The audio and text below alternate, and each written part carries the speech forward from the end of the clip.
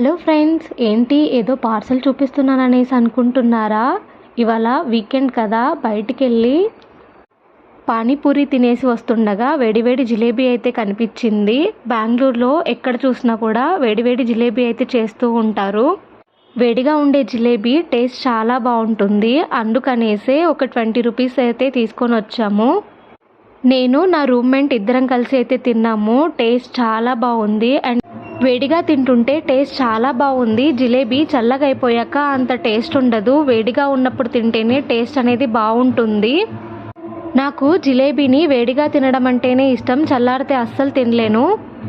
మీలో ఎంతమందికి వేడి జిలేబీ తినడం అంటే ఇష్టమో కామెంట్ చేయండి. And please subscribe my channel. Thank you for watching.